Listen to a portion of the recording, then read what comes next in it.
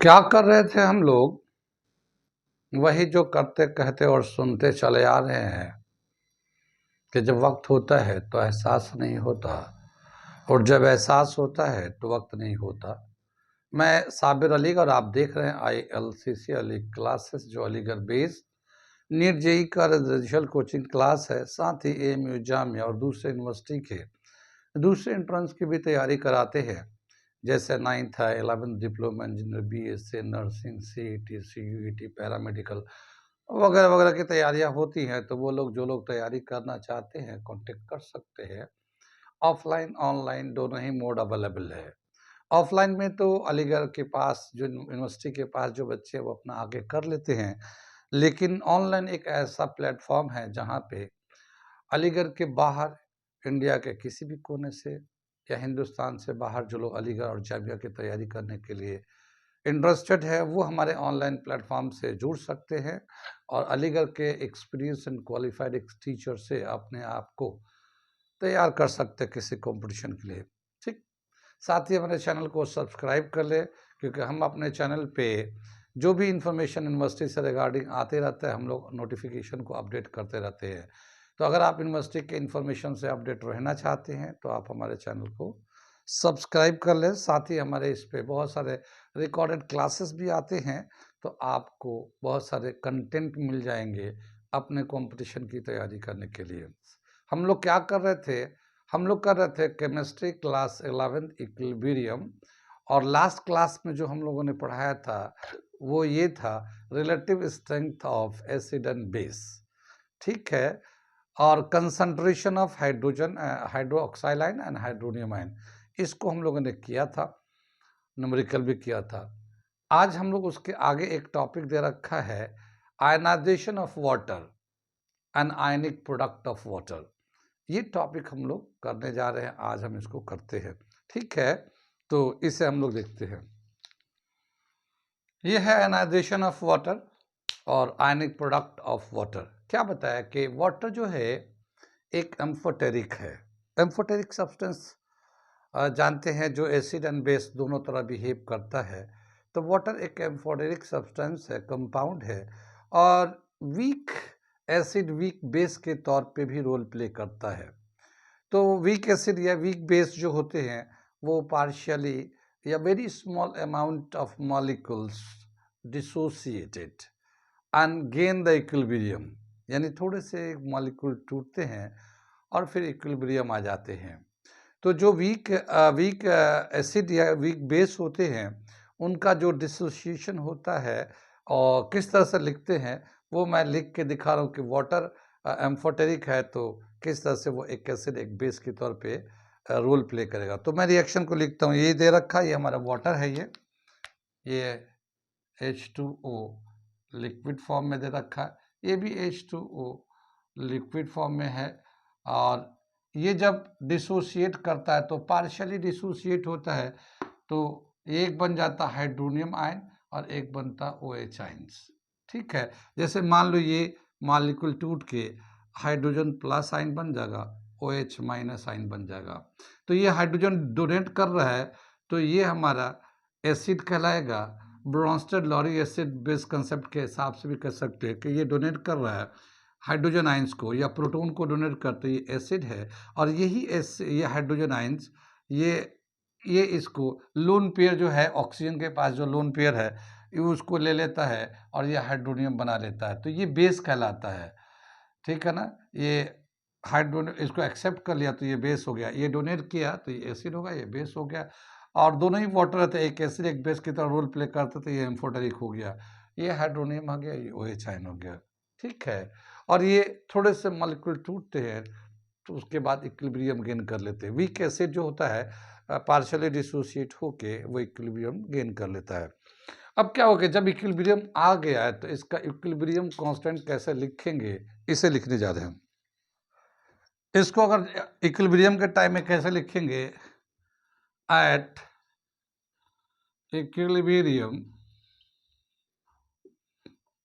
ठीक, at equilibrium K is equal to product of concentration of products,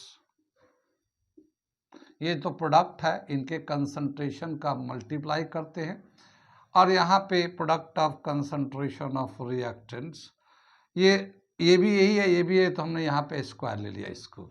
ठीक है, ये हमारा इक्विलिब्रियम के टाइम पे लिख दिया इस तरह से। इसको अगर हमने बताया कि ये वीक इलेक्ट्रोलाइट है तो थोड़ा ही टूटता है, ज़्यादातर मॉलिक्यूल तो एज इट इज़ रह जाते हैं। तो इसको अगर हम इधर क्रॉस कर लेते हैं तो K concentration of H2O whole square is equal to product of concentration of hydronium ion and OH ions. ये हमारा इस तरह से आ जाएगा। ये जो है चूंकि मैक्सिमम एज इट इज रह जाता है तो इसकी क्वांटिटी को, कंसंट्रेशन को 1 ले लेते हैं और इसको हम लोग KW कर लेते हैं, इसको K को KW कर देते हैं और ये आ जाता है कंसंट्रेशन ऑफ हाइड्रोनियम आयंस। ठीक है, KW को क्या लिखते हैं, आ गया, ऊपर से हम लोग मिटाते हैं, आगे बताते हैं।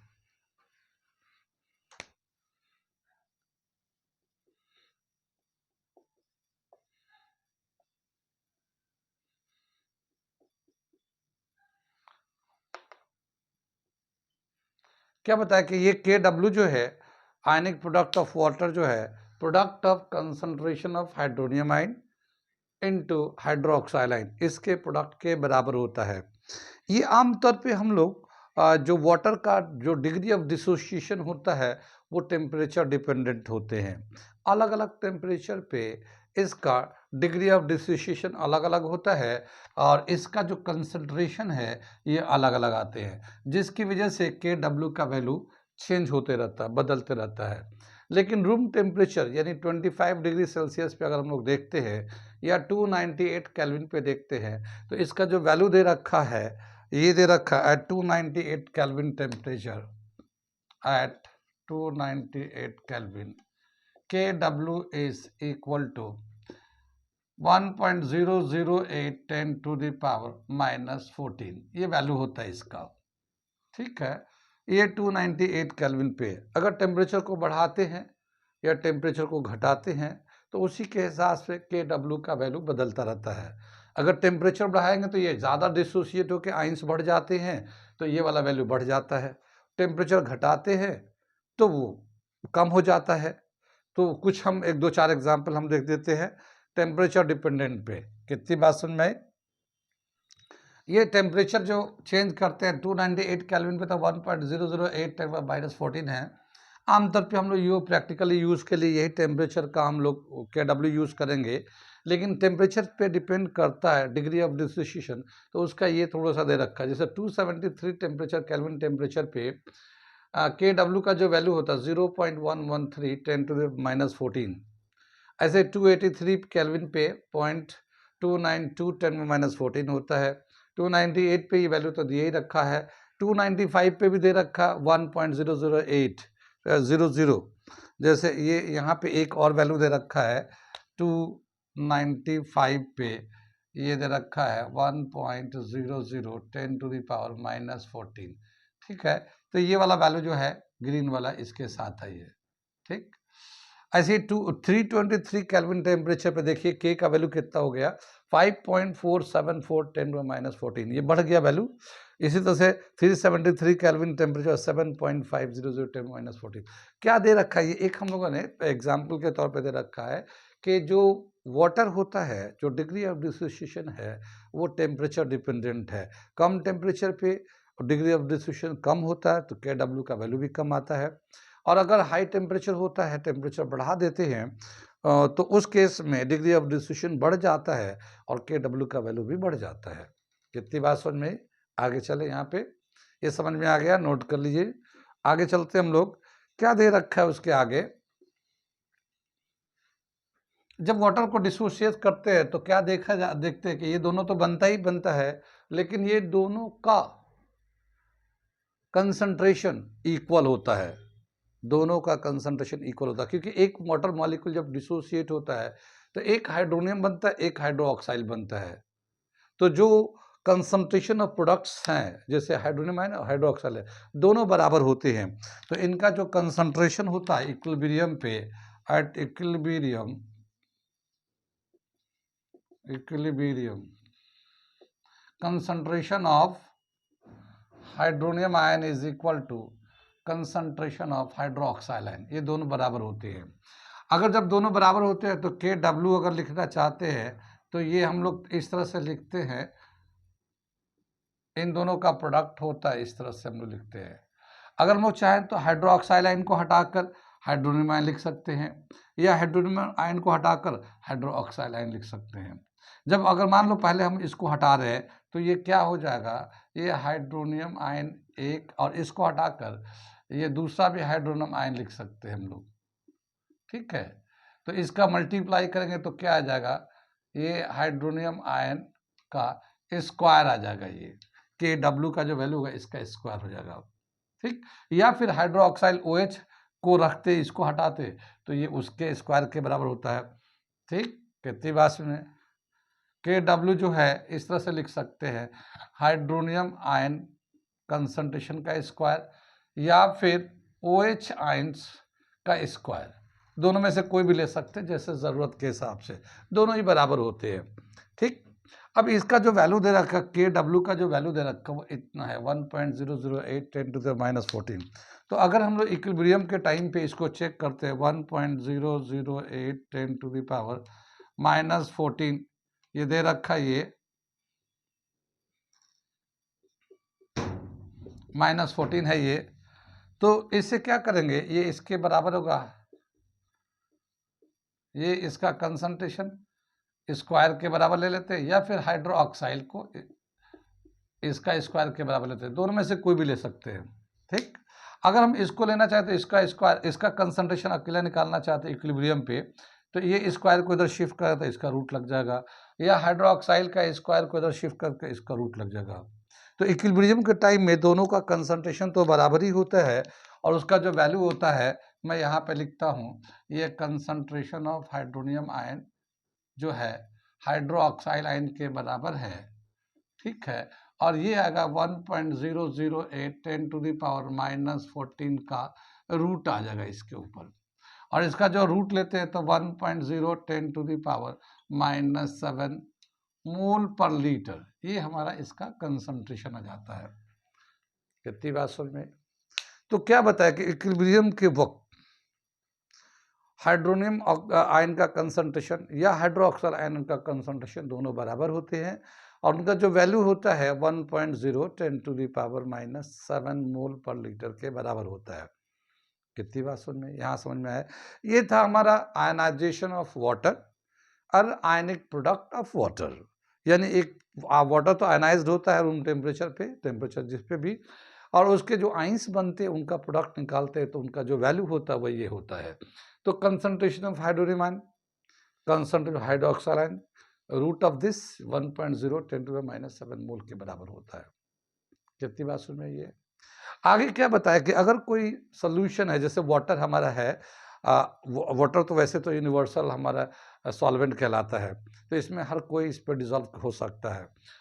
अब अगर हम लोग इसमें एसिड या बेस को डिजॉल्व करते हैं तो फिर सॉल्यूशन का क्या होता है वो हम बताने जा रहे थे। तो एक एसिड है वाटर के अंदर, अगर हम लोग एसिड को ऐड करते हैं तो फिर सॉल्यूशन पे कैसे कंसंट्रेशन चेंज होता है, हाइड्रोनियम कंसंट्रेशन या हाइड्रोक्साइड कंसंट्रेशन कैसे चेंज होता है, ठीक है। कितनी बात सुनिए। तो हम लोग ऐड कर रहे हैं acid in water, acid in water add करते हैं और देखते हैं फिर कैसे चेंज होता वो, ठीक है।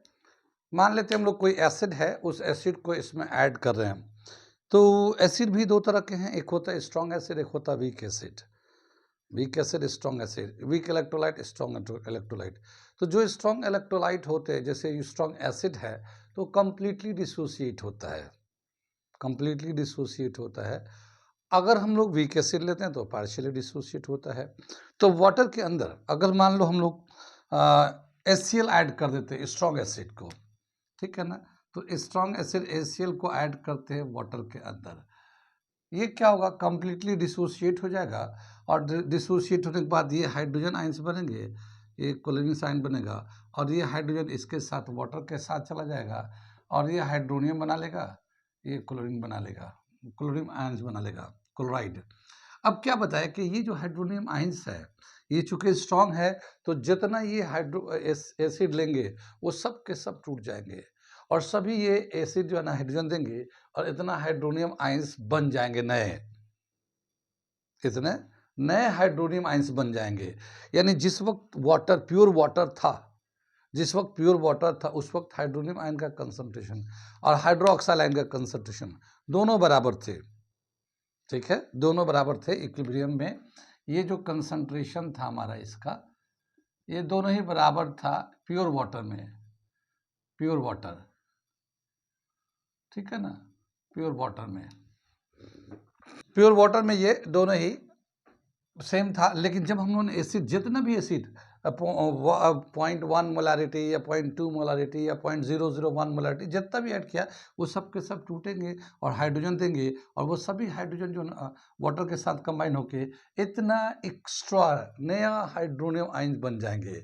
जितना ये थे ये तो दोनों बराबर थे ही थे, लेकिन इतना नया बन जाएगा। फिर क्या बताया कि ली चैटर्जीस प्रिंसिपल के हिसाब से जब इक्विलिब्रियम होता है और किसी चीज़ को ऐड करते हैं तो इक्विलिब्रियम उधर शिफ्ट करता है जहाँ से वो जो इफेक्ट है अंडू हो जाए। यानी क्या होगा कि ये जो हाइड्रोनियम जितना बनेगा उतना ही हाइड्रोनियम यहाँ से, यहीं से हाइड्रोनियम OH के साथ कंबाइन करके दोबारा वाटर बन जाएगा, यानी बैक कर जाएगा वापस। जितना ये एक्स्ट्रा बनेगा उतना ही हाइड्रोनियम आयंस और OH आयंस कंबाइन करके वाटर बन जाएंगे। तो फिर वहां पे कंसंट्रेशन उन दोनों का बराबर रहेगा। कहने का मतलब ये समझ लिए इसको, जैसे मान लो ये 1.010 टू द पावर -7 है, ये दोनों का कंसंट्रेशन बराबर है प्योर वाटर का, हम प्योर वाटर का लेते हैं, ठीक है ना, ये दोनों का कंसंट्रेशन बराबर है, ये इतना है ये। अब अगर हम 10 to the power -2 HCl add कर देते हैं, -2 का मतलब क्या हुआ कि इसको जो है मोलारिटी ऐड कर देते हैं, यानी 0.01 मोलारिटी ऑफ HCl ऐड कर देते हैं, HCl ऐड कर दिया इसमें, तो इतना जो है ये बनेगा। यानी कि ये हाइड्रोजन आइंस जो है और ये क्लोरीन आइंस, ये भी इतना बनेगा 10 टू द पावर -2 और 10 टू द पावर -2 ये भी बन जाएगा, दोनों ही बराबर बनेंगे इस सोल्यूशन में। अब चूंकि ये ऑलरेडी इक्विलिब्रियम में था उस टेम्परेचर पे, तो ली चैटर्जीस प्रिंसिपल के हिसाब से क्या होगा कि जो हमारा चेंज करते उस चेंज को अंडू करने के लिए वो जो इक्विलिब्रियम है वो अपने उसी के अकॉर्डिंग बैकवर्ड या फॉरवर्ड शिफ्ट करेगा। अब यहाँ पे तो हम लोगों ने hydronium ion concentration, hydrogen ion concentration दे रहे हैं, तो हाइड्रोजन जो है ना वाटर के साथ कंबाइन होकर, ये जो हाइड्रोजन है वाटर के साथ कंबाइन होकर ये हाइड्रोनियम आइंस बना लेगा, इतना ही, कितना, ये कितना आ जाएगा 10 टू द पावर -2, ये जितना था इतना एक्स्ट्रा अब आ गया, है ना, एक्स्ट्रा आ गया। तो अब क्या होगा कि ये जो है इतना ही मॉलिक्यूल्स जितना ये चेंज हुआ है उतना ही ये बैक करेंगे, यानी कि 2 जीरो इसमें से कम करेंगे हम लोग, 2 जीरो कम करेंगे तो क्या हो जाएगा कि अब 10 टू द पावर -5 ये हाइड्रोनियम आइंस बच जाएंगे और ये जो है OH आइंस बन जाएंगे 10 टू द पावर -5। क्योंकि जब हम लोग 100 यानी इतना हम लोगों ने हाइड्रोजन आयन बनाया दिया, तो ये वाटर के साथ कंबाइन करके हाइड्रोनियम आयन बन गया, कितना बन गया 10 टू द पावर -2 नया बन गया। तो अब क्या होगा कि 10 टू द पावर -2 इसका, 10 टू द पावर -2 इसका कंबाइन करके वाटर बन जाएंगे, पीछे हट जाएंगे और अब जो बचेगा वो 10 to the power -5, 10 to the power -5 ये दोनों का कंसंट्रेशन बचेगा, ठीक है। और इनका जब वाटर प्रोडक्ट निकालेंगे, product of water, ionic product of water का वैल्यू निकालेंगे, तो अभी भी वो उतना ही होगा 10 टू द पावर -14। कितनी बात समझ में आई? वो तो इफ चेंज को अंडू करने के लिए ये दोबारा से कंबाइन करके पीछे की तरफ वापस आ गया है, वाटर में कन्वर्ट हो गया है। तो जितना ये हम लोगों ने ये एक्स्ट्रा इसमें ऐड किया गया है, एसिड में HCl हाइड्रोनियम आयन ऐड किया गया है, उतना ही हाइड्रोनियम आयन उस हाइड्रोक्साइड के साथ कंबाइन करके पीछे आ गया है। समझ में आता रही है? और पीछे आने के बाद अब जो बचा हुआ है इनका जो वाटर प्रोडक्ट निकालेंगे, आयनिक प्रोडक्ट ऑफ वाटर निकालेंगे, वो अभी भी कांस्टेंट रहेगा, यहाँ तक बात समझ में आई। अब इसको हम जितनी बातें बताई उसको मैं एक बार फिर से बताता हूँ। क्या बताया कि जितना एसिड हम लोग ऐड करते हैं, जैसे हम लोगों ने ये 10⁻² HCl ऐड किया, तो इतना हाइड्रोनियम आइंस बन जाएगा एक्स्ट्रा, नया बन जाएगा। ठीक है, जब उस सोल्यूशन में हाइड्रोनियम आइंस बन जाएगा या हाइड्रोजन आइंस बनेगा, आएगा नया, तो उसको अंडू करने के लिए लीच-चिटरियर प्रिंसिपल के हिसाब से वो जो ओरिजिनल जो आइंस थे वो दोनों कंबाइन करके पीछे रिएक्शन जो ना इक्विलिब्रियम कांस्टेंट बैकवर्ड शिफ्ट करेगा वो। ठीक है, और हमारे पास अब जो इन दोनों का जो बैकवर्ड करने के बाद अब जो उन दोनों का प्रोडक्ट होगा आइंस का, अभी भी KW उतना ही होगा जितना यहाँ 10⁻7 पे था। यानी KW जो है जो पहले था वो अभी भी उतना ही रहेगा, और वो दोनों का प्रोडक्ट कितना होता है 10⁻⁻14, है ना। अब ये जो हाइड्रोनियम आयन एक्स्ट्रा आया है इसकी वजह से एसिड का वो जो सोल्यूशन है एसिडिक हो जाएगा। और कितना एसिडिक या हाइड्रोजन आयन कंसंट्रेशन कितना होगा जितना इसको ऐड किया गया, क्योंकि पहले तो वो न्यूट्रल ही था, दोनों बराबर ही था, थोड़े से आयन उसके थे थोड़े से आयन उसके थे, दोनों बराबर थे, इक्वल एंड अपोजिट थे। लेकिन अब इसकी वजह से एक्स्ट्रा ये वाला बन गया है, तो अब ये एसिडिक सोल्यूशन हो जाएगा। तो जब भी कभी एसिड को ऐड करेंगे सोल्यूशन यानी वाटर जो होगा, प्योर वाटर जो है ना वो एसिडिक हो जाएगा, और जितना इसका कंसंट्रेशन होगा, ये स्ट्रॉन्ग है तो कंप्लीटली डिसोसिएट कर, उतना ही एसिडिक सोल्यूशन हो जाएगा, वो कंसंट्रेशन हो जाएगा। और उसके बाद वाटर का जो वाटर प्रोडक्ट का जो है ना KW का जो वैल्यू होता है KW का जो वैल्यू होता है 1.008 10⁻⁻14, ये उतना ही रहेगा। इसको ऐड करने के बाद ये वाला वैल्यू बदलेगा नहीं, सोल्यूशन एसिडिक हो जाएगा, सोल्यूशन एसिडिक हो जाएगा, लेकिन ये वाला वैल्यू इतना ही रहेगा। फिर हम लोग इसके हेल्प से यानी इस वाले कंसंट्रेशन के हेल्प से हम लोग एसिड का कंसंट्रेशन निकाल सकते हैं या बेस का कंसंट्रेशन निकाल सकते हैं, कितना सोल्यूशन एसिडिक है कितना सोल्यूशन बेसिक है। कितनी बात समझ में आई? इतनी बात समझ में आई, यानी ठीक है। अब इसके बाद जब एसिड को ऐड करेंगे, जितना भी एसिड ऐड करेंगे कंसंट्रेशन लेंगे, उसके बाद का रिलेशन कैसे निकालेंगे हम लोग, ये मैं मिटा दूँ, इसको समझ में आइए। मैं एक पैराग्राफ लिखता हूँ, when an acid is added the water becomes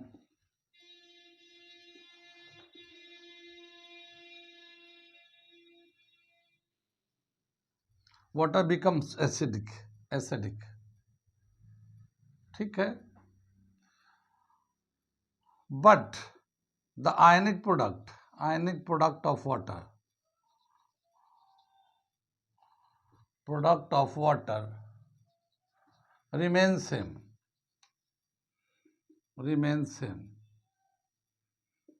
KW is constant, और सेम बोल सकते हैं हम लोग, ये चेंज नहीं होता। ठीक, now new concentration of now let the new concentration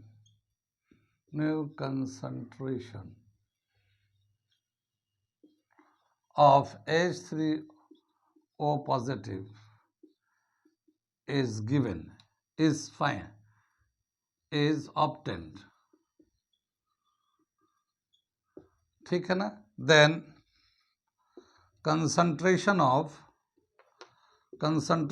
OH ions कैसे निकालेंगे, is given as, ठीक है ना, कैसे निकालेंगे OH आइंस का कंसंट्रेशन, ये हो जाएगा हमारा KW upon concentration of hydronium ions, ये इस तरह से निकालेंगे। इसका कंसंट्रेशन हमें पता है, ये जितना एसिड हम ऐड करेंगे उसके हिसाब से मिल जाएगा हमें। KW का वैल्यू पता ही है, तो OH का वैल्यू हम लोग निकाल सकते हैं इससे। कितनी बात सुन में, तो जब कभी भी acid strong acid specially add करते हैं तो वो कंप्लीटली डिसोसिएट हो जाता है, और उसकी वजह से ये इस तरह से निकाल सकते OH आइंस। जब हम क्वेश्चन करेंगे न्यूमेरिकल करेंगे तो समझ में आएगा। ठीक है, थोड़ा सा ये कंसेप्ट था तो ऐसे ही है। आगे चलते, अगर हम लोग बेस ऐड करते हैं, स्ट्रॉन्ग बेस ऐड करते हैं, तो फिर क्या होगा, OH आइंस का कंसंट्रेशन सॉल्यूशन में बढ़ जाएगा, और जितना OH आयन का कंसंट्रेशन बढ़ेगा, लीच-चिटरियर प्रिंसिपल के हिसाब से इक्विलिब्रियम को अपने आप को कांस्टेंट रखने के लिए, वो अंडू करने के लिए वो जितना OH आयन है वो हाइड्रोनियम के साथ कंबाइन होकर पीछे इक्विलिब्रियम जो ना पीछे की तरफ शिफ्ट करेगा, और उसको जब पीछे की तरफ शिफ्ट करेगा, लेकिन Kw का वैल्यू Kw कांस्टेंट रहेगा उस टाइम में भी जहाँ पे भी रहेगा, और सोल्यूशन बेसिक हो जाएगा क्योंकि बेसिक हम लोगों ने बेस ऐड किया है। अब मैं एक एग्जांपल लिख के दिखाता हूँ, करके दिखाता हूँ। दूसरा दे रखा ये क्या, एडिंग ऑफ बेस। जैसे मान लो ये स्ट्रॉन्ग बेस जो ना सोडियम हाइड्रोक्साइड है, सोडियम हाइड्रोक्साइड, इसमें हम लोग ऐड कर देते हैं सोडियम हाइड्रोक्साइड। अब क्या होगा, जैसे एक सोडियम हाइड्रोक्साइड पहले जो प्योर कंडीशन में जो था हमारा Kw का जो वैल्यू था हमारा, ये hydronium ion concentration into OH ion concentration, ये तो प्योर वाटर का था हमारा, और इसका जो वैल्यू आ रहा था 1.008 10⁻⁻14। ये दोनों बराबर, कंसंट्रेशन तो बराबर भी थी और प्रोडक्ट निकाले तो इतना आता था, ये प्योर में था। अब अगर हम लोगों ने बेस ऐड कर देते हैं सोडियम हाइड्रोक्साइड, इसको ऐड करते हैं वाटर के साथ, ठीक है ना, तो ये क्या होगा, ये हाइड्रोक्साइल आयन ये है ना, तो दो बनेगा, एक सोडियम कटाइंस बन जाएगा, OH आयंस बन जाएगा। तो अब जो इक्विलिब्रियम आएगा यहाँ पे, ठीक है, OH आयंस बढ़ जाएगा इसके अंदर, OH आयंस बढ़ जाएगा तो क्या हो जाएगा उसका रिलेशन, ये वाटर जो डिसोसिएट हुआ था तो हाइड्रोजन आयंस बना था, OH आयंस बनेगा, लेकिन साथ ही क्या होगा कि ये OH आयंस इसके साथ जाके ऐड हो जाएगा, ठीक है, इसमें ऐड हो जाएगा। तो जो सोल्यूशन है वाटर का, जो सोल्यूशन इसमें सोडियम डाला, सोडियम हाइड्रोक्साइड डाला है, तो उसमें हाइड्रोक्साइल आयंस बढ़ जाएगा, हाइड्रोक्साइल आयन बढ़ जाएगा। तो जितना हाइड्रोक्साइल आयंस बढ़ेगा उतना ही हाइड्रोनियम आयंस और हाइड्रोक्साइल आयन जो पुराने वाले थे वो कंबाइन करके पीछे की तरफ आ जाएंगे। तो इक्विलिब्रियम जो है, चूँकि इक्विलिब्रियम है और हम लोगों ने बेस को ऐड किया है, तो बेस को जो कंसंट्रेशन बढ़ रहा उसके इक्विवेलेंट लीच-चिट्रेस प्रिंसिपल के हिसाब से OH कंबाइन करके हाइड्रोनियम के साथ कंबाइन करके पीछे की तरफ चला जाएगा। तो इक्विलिब्रियम जो है ना बैकवर्ड शिफ्ट करेगा, और Kw का वैल्यू उतना ही रहेगा जितना पहले था, लेकिन ये जो कंसंट्रेशन है जो हाइड्रोजन बेस की वजह से आ रहा है, वो उतना एक्स्ट्रा कंसंट्रेशन आ जाएगा OH आयंस का। अब जो सोल्यूशन हो जाएगा वो बेसिक इन नेचर हो जाएगा, जो सोल्यूशन हो जाएगा सोडियम के बेस ऐड करने की वजह से वो बेसिक इन नेचर हो जाएगा। तो वेन, यहाँ पे मैं एक पैराग्राफ लिखता हूँ, when base is added the solution becomes basic in nature,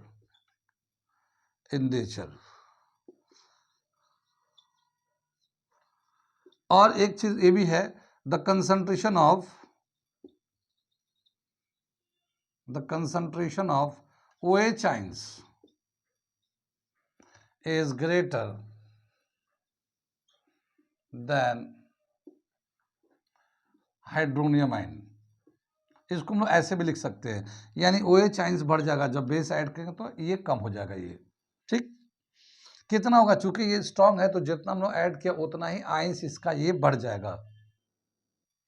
अगर हम लोग इसको निकालना चाहते तो इसका कंसंट्रेशन, हाइड्रोनियम आयन का कंसंट्रेशन अगर निकालना चाहते हैं, ठीक है ना, तो इसको क्या है Kw upon concentration of OH ions, ये लेके निकाल सकते हैं। क्या बता, Kw का वैल्यू बदलता नहीं है, चाहे एसिड ऐड करे या चाहे बेस ऐड करे, Kw का वैल्यू उतना ही रहेगा। इक्विलिब्रियम कांस्टेंट ऑफ वाटर उतना ही रहेगा, क्योंकि लीच-चिट्रेस प्रिंसिपल के हिसाब से इक्विलिब्रियम फॉरवर्ड बैकवर्ड शिफ्ट करता है, अपने आप को अंडू करता है, लेकिन इक्विलिब्रियम कांस्टेंट का वैल्यू उतना ही रहता है। कंसंट्रेशन में फ़र्क पड़ जाता है, जैसे एसिड ऐड करते हैं तो हाइड्रोनियम आयन का कंसंट्रेशन ज़्यादा हो जाता है, OH आयन का कंसंट्रेशन घट जाता है, लेकिन जब बेस ऐड करते हैं तो OH हाइड्रोक्साइल आयन का कंसंट्रेशन बढ़ जाता है, हाइड्रोनियम आयन का कंसंट्रेशन घट जाता है। कितनी बात समझ में आई? अब क्या दे रखा है यहाँ पे, एक समराइज करके पॉइंट दे रखा है, और मैं इसके बाद एक दो सवाल करके दिखाता हूँ तो समझ में आएगा कि कैसे इस कंसेप्ट को यूज़ करना है। क्या दे रखा है,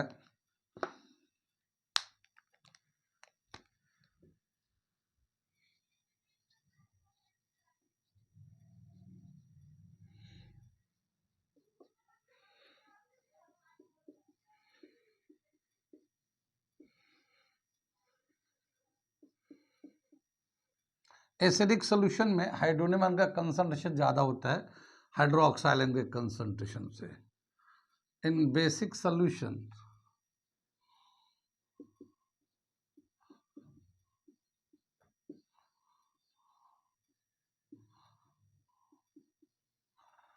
ये जो हाइड्रोक्साइल आयन का कंसंट्रेशन ज़्यादा होता है, हाइड्रोनियम आयन का कंसंट्रेशन कम होता है। इसी तरह से दे रखा है इसमें इन न्यूट्रल सोल्यूशन, सोल्यूशन कहेंगे या वाटर कहेंगे, प्योर वाटर, प्योर वाटर, ठीक है। ये दोनों का कंसंट्रेशन जो है ना बराबर रहता है प्योर वाटर में, ठीक है। कितनी बात समझ में। आगे हम लोग चलते हैं, एक दो सवाल करते हैं, एक दो क्वेश्चन करेंगे तो कंसेप्ट, क्योंकि जानते हैं ये फिजिकल केमिस्ट्री का वही है कि ऐसे तो पढ़ते हैं लेकिन जब तक हम उसके न्यूमेरिकल नहीं करते वो कंसेप्ट प्रॉपर क्लियर नहीं होता। तो एक दो क्वेश्चन करते हैं, समझ में आएगा ये, ठीक है। मैं लिखता हूँ क्वेश्चन को। ये दे रखा, पहला क्वेश्चन दे रखा, एक क्वेश्चन दे रखा, क्या दे रखा है, calculate the hydronium and hydroxyl ions concentration in, first part दे रखा 0.01 molarity of HCl and 0.01001 molarity of sodium hydroxide solution and 298 kelvin. ये 298 केल्विन पे हमें KW का वैल्यू हमें पता है कितना है और वही वैल्यू को यूज़ करना हमें, ठीक है। तो हमें क्या बताया कि ये दोनों स्ट्रॉन्ग, ये एसिड है, ये स्ट्रॉन्ग बेस है, ठीक है। इसका सोल्यूशन करते हैं हम लोग, देखते हैं, पहले करते हैं सोल्यूशन इसका, ठीक है। Since HCl is a strong acid, so it is completely dissociated, it is completely dissociated, ठीक है ना। now it can be written as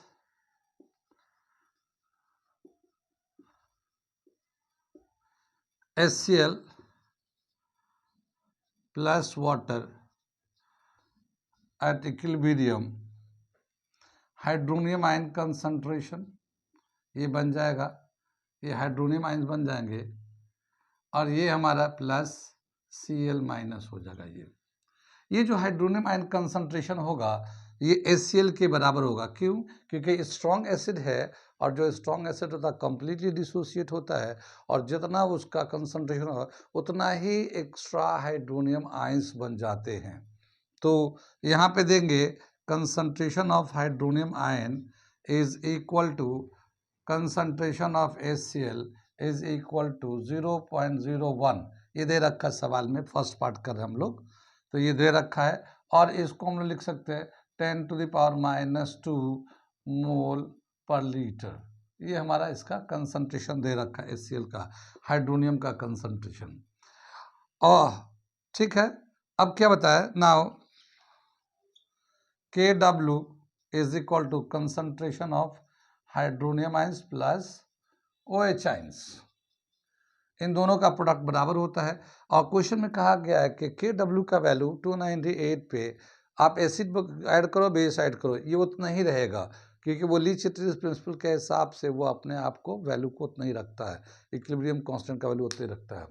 अब हमें इसका जो हाइड्रोनियम आयन का तो कंसंट्रेशन का वैल्यू ये दे रखा है, OH आयंस निकालने जा रहे हैं, ठीक है।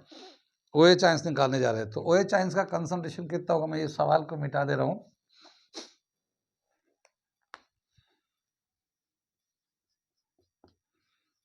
OH आयन का जो कंसंट्रेशन होगा KW upon concentration of hydronium ion,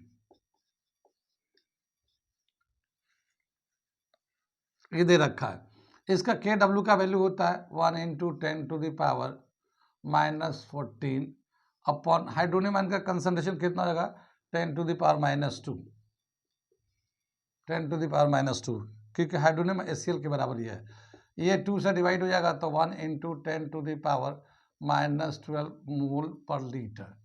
किसका? ये हमारा OH आयन का कंसंट्रेशन मिल जाएगा, ठीक। और हाइड्रोजन आयन का इसका कंसंट्रेशन कितना है, ये है, ठीक। हाइड्रोनियम आयन का कंसंट्रेशन कितना है 10⁻⁻²। हाइड्रोनियम आयन का कंसंट्रेशन 10⁻⁻² है और हाइड्रो ऑक्साइड का कंसंट्रेशन कितना है 10⁻12। इसमें हमसे पूछा है कि दोनों को बताना है, हाइड्रोनियम आयन का कंसंट्रेशन भी बताना है, हाइड्रो ऑक्साइड का कंसंट्रेशन भी बताना है। तो इस तरह से ये आ गया। इसी तरह से मैं दूसरा करने जा रहा हूँ, मगर ये बेस ऐड किया हुआ है तो इसके हिसाब से सॉल्यूशन तो बेसिक हो जाएगा। स्ट्रॉन्ग बेस है तो जितना ये कंसंट्रेशन और सभी के सब डिसोसिएट हो जाएंगे, तो इसको हम लोग करने जा रहे हैं। ठीक है, नोट करिए इसको। अब इसको लेते हैं हम लोग, सेकेंड पार्ट के लिए ले रहे हैं हम लोग। क्या ऐड कर रहे हैं, when sodium hydroxide is added, sodium hydroxide, ये वाटर में अगर हम लोग इसको डिसोशिएट करते हैं तो सोडियम आइंस बन जाता है प्लस OH आइंस बन जाता है। ये चूंकि स्ट्रांग होता है तो सभी के सभी डिसोशिएट होता है। Since sodium hydroxide is a strong base, so it is completely dissociated,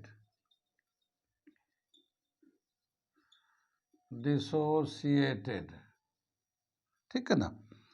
जब डिसोशिएट करता है तो कंसंट्रेशन ऑफ OH आइंस कितना हो जाएगा, ये जितना सोडियम हाइड्रोक्साइड का कंसंट्रेशन है उसके बराबर हो जाएगा। और सोडियम हाइड्रो का कंसंट्रेशन कितना 0.001 मोलैरिटी है। इसको हम लोग उस तरह से लिखेंगे तो 10⁻³ मोलैरिटी हो जाएगा, ये मोल पर लीटर आ जाएगा ये, ठीक है ना। इसका कंसंट्रेशन इतना है हाइड्रो आयन का। अब क्या बताया कि जो हमारा इक्विलिब्रियम कांस्टेंट हो, वो water ionic product of water जो होता है वो तो सेम रहता है 298 केल्विन पे। तो यहाँ पे जो ये कंसंट्रेशन है, एक आंसर हो गया। OH आइंस कितना हो जाएगा 10⁻³ ठीक है ना। इसका कंसंट्रेशन 10⁻³ है। और अगर हम लोग हाइड्रोनियम आयन कंसंट्रेशन निकालना चाहते हैं तो क्या लिखेंगे, KW upon concentration of OH ions, ये हमारा इस तरह से फॉर्मूला लिख देंगे। और वाटर का जो KW का जो वैल्यू होता है 1 × 10⁻⁻14, ये हमारा वैल्यू इसका दे रखा है ऊपर में। और ये वाला कंसंट्रेशन दे रखा है हाइड्रो ऑक्साइड का 10⁻³ ये कैंसिल हो जाएगा 1 × 10⁻11 मोल पर लीटर। तो ये जो है हाइड्रोनियम का आयन का कंसंट्रेशन हो जाएगा 10⁻11 और हाइड्रोक्साइड का कितना हो जाएगा 10⁻³ ये। तो इस वाले केस में हाइड्रोक्साइड का कंसंट्रेशन 10⁻³ है। ये डायरेक्ट समझ में आ, देखो यहाँ पे डेसिमल के बाद 3 है तो 10⁻³ हो जाएगा, माइनस स्टैंडर्ड फॉर्म में लिखेंगे तो OH जो है 10⁻³ हो जाएगा। अब 14 में से 3 माइनस करते 11 हो जाएगा, तो दूसरे का जो है ना 10⁻11 हो जाता है। ठीक, ये इस तरह से निकालते हैं। तो ये एक दो सवाल हमने कराया है अभी इसके बेस पे कि कैसे हम लोग OH आयन का कंसंट्रेशन, कैसे हाइड्रोनियम आयन का कंसंट्रेशन निकालते हैं जब कभी हम लोग एसिड बेस को ऐड करते हैं। तो अभी और बहुत सारे सवाल है, करेंगे इसको, लेकिन ये अभी कंसेप्ट थ्योरी चल रहा, थ्योरी का फाउंडेशन बना रहे हैं। और जब ये कंप्लीट हो जाएगा तो फिर आगे बहुत सारे क्वेश्चन को प्रैक्टिस कराएंगे।